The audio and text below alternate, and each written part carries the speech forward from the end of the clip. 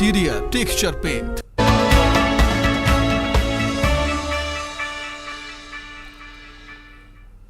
नमस्कार, बहुत स्वागत है आपका इस बुलेटिन में। मैं हूं आपके साथ अवंतिका श्रीवास्तव। सीधे आपको शो पर लिए चलेंगे। मुख्यमंत्री शिवराज वहां संबोधित कर रहे हैं।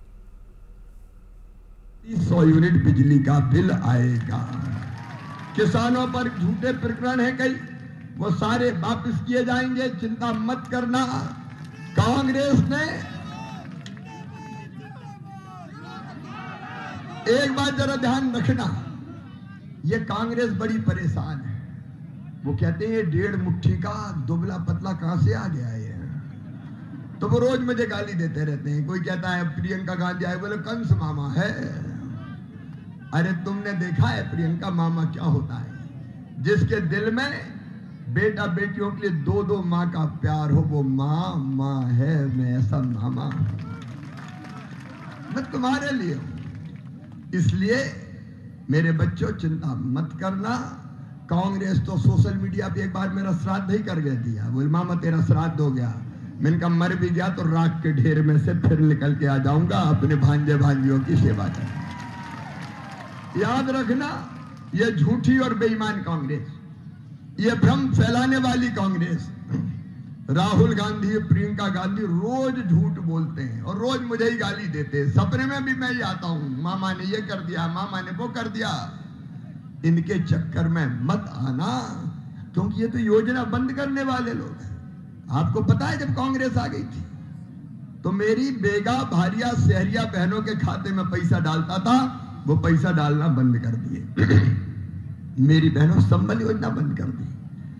बेटा बेटी के जन्म के पहले 4,000 बाद में 12,000 देता था, वो बंद कर दी। इनने बंद कर दी थी। मौत पे अगर एक्सीडेंट में 4 लाख देते थे, कांग्रेस ने बंद कर दी। सामान्य मौत पे 2 लाख देते थे, इनने बंद कर दी। और तो और कफन के लिए, अंतिम संस्कार के लिए 5,000 देते थे, कफन के 5,000 भी कांग्रेस ने छीन लिए थे। बेटियों की शादी की, कन्यादान का पैसा ही नहीं दिया।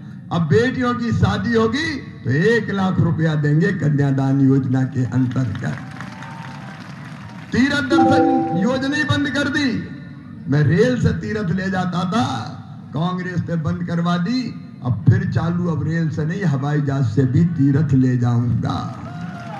मेरे बहनों और भाइयों, मैं आपकी जिंदगी बदलने निकला हूं।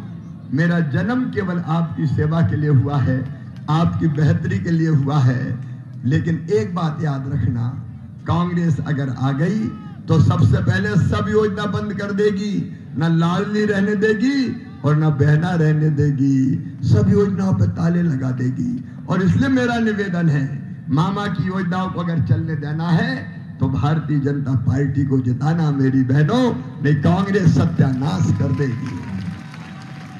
बोलो, आप सबसे निवेदन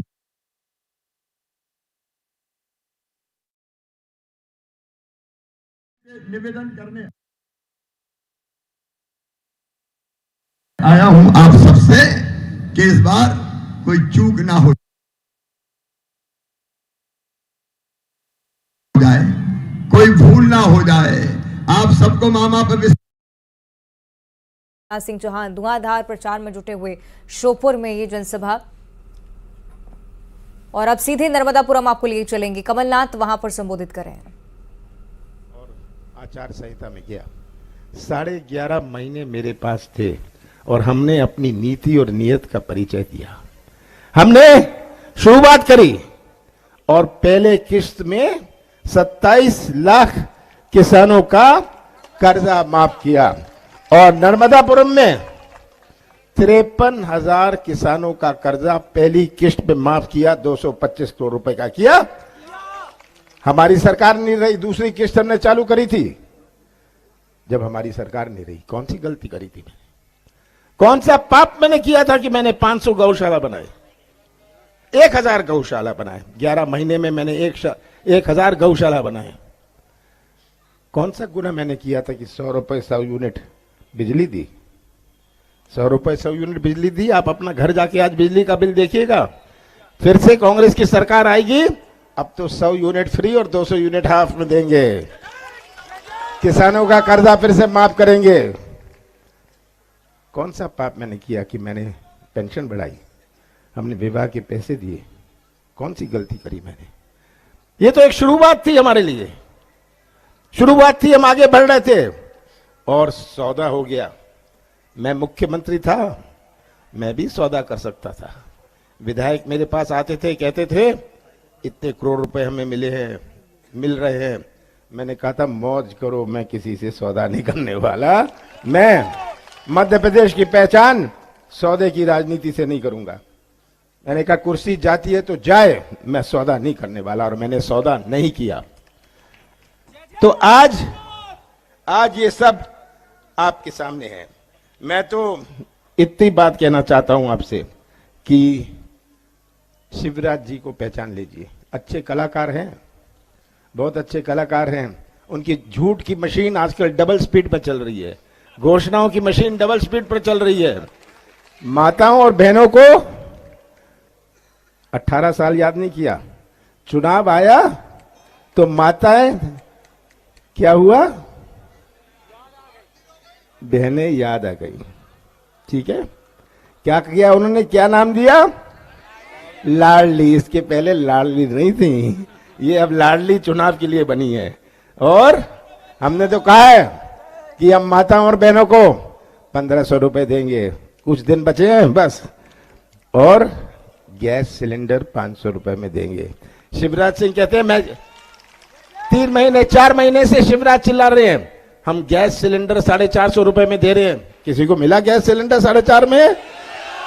और अब कहते हैं हम ये करेंगे वो करेंगे। ये एक संकल्प पत्र लाए हैं, झूठ का संकल्प, झूठ से बाज नहीं आएंगे।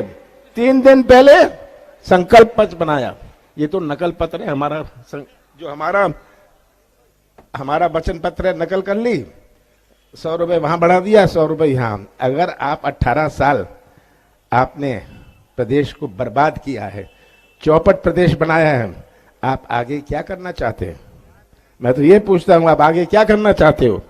तो अंत में मैं एक ही बात कहना चाहता हूं, आपकी मांगे हैं, आपकी मांगे हैं, कॉलेज की मांग है, तरह तरह की मांगों की मुझे सूची दी हुई है, एक एक मैं नहीं जाना चाहता। मैंने तो सबकी जिम्मेदारी ली है। आपकी रिंग रोड की बात होए, बांध की बात होए, मेडिकल कॉलेज की बात होए बनखेड़ी में, ये पूरे पिपरिया क्षेत्र की जिम्मेदारी मेरी है। और आपको उतना ही। तो नर्मदापुरम की तस्वीरें आप देख रहे थे, पीसीसी चीफ वहां पर संबोधित करते हुए आपको नजर आए। आगे बढ़ते हुए शहडोल से अगली बड़ी जानकारी, जहां चाकू से गोदकर 2 युवकों की हत्या कर दी गई है। 2 सगे भाइयों ने मिलकर डबल मर्डर किया। हत्या का वीडियो भी सामने आया है। जुआ खेलने के दौरान पूरा विवाद उपजा और पुलिस सुरक्षा पर भी अब सवाल खड़े हो रहे हैं, क्योंकि काफी लंबे समय तक जब विवाद चलता रहा तो पुलिस मौके पर क्यों नहीं पहुंची, एक बड़ा प्रश्न है। 2 युवकों की हत्या का वीडियो भी सामने आ चुका है। शहडोल में दोनों युवकों को मौत के घाट उतारा गया। महज छोटी सी बात को लेकर विवाद हुआ था, जुआ खेलने को लेकर यह पूरी लड़ाई चल रही थी और 2 सगे भाइयों ने मर्डर जैसी गंभीर वारदात को अंजाम दिया है। तो शहडोल से ये बड़ी जानकारी, 2 युवकों की हत्या हो चुकी है।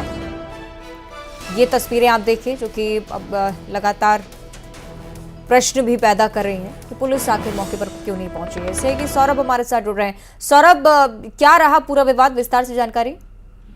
जी हाँ, शहर का जो चांदनी चौक है वहां पे जुआ का फड़ संचालित हो रहा था, तभी पैसों के लेन देन को लेकर 2 पक्षों में विवाद हुआ। 2 सगे भाई भी वहां पर जुआ खेल रहे थे, तभी दोनों भाइयों ने चाकू और गुप्ती से 2 युवकों की सरेआम बीच सड़क पर चाकू और गुप्ती से गोद कर लाठी डंडों से पीट कर उनकी हत्या कर दी। वहां पे जो लोग मौजूद थे वो इस पूरी घटना का, वारदात का वीडियो बनाते रहे। लोगों ने पुलिस को सूचना भी दी, इसके बाद भी पुलिस एकदम सही समय पर मौके पर नहीं पहुंची। लोग चिल्लाते रहे कि जो लोग मौके पर पड़े उनको अस्पताल ले जाया जाए, शायद उनका जीवन बचाया जा सके। लेकिन जिस तरीके से वारदात सड़क पर हो रही थी, किसी ने हिम्मत नहीं जुटाई और 2 लोगों की मौत हो गई।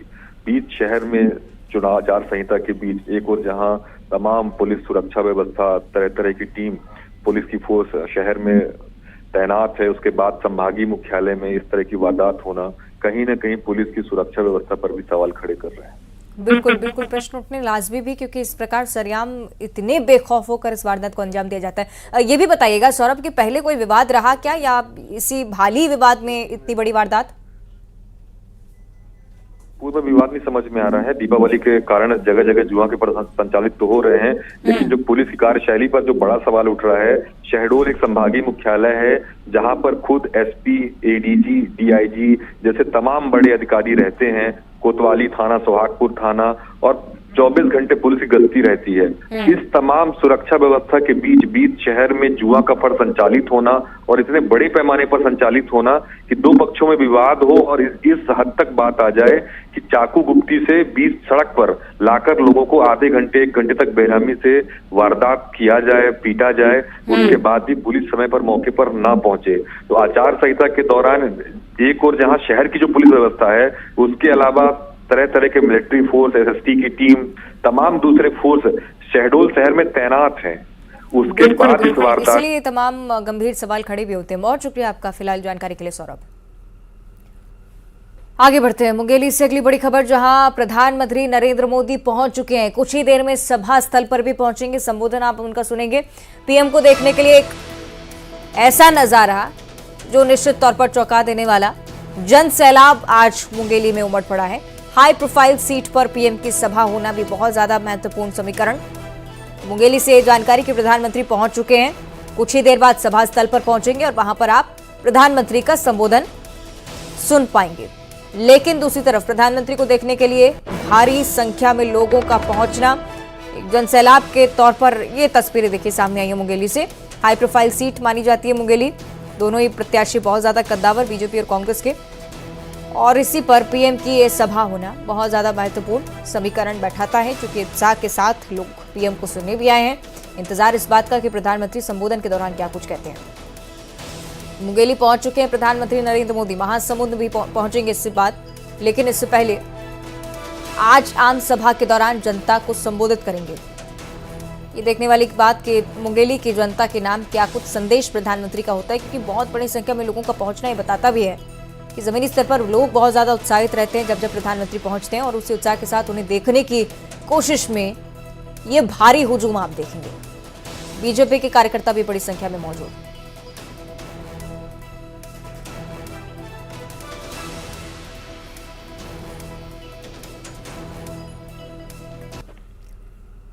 और अब वक्त है एक छोटे से ब्रेक का, फौरन हाजिर होते हैं।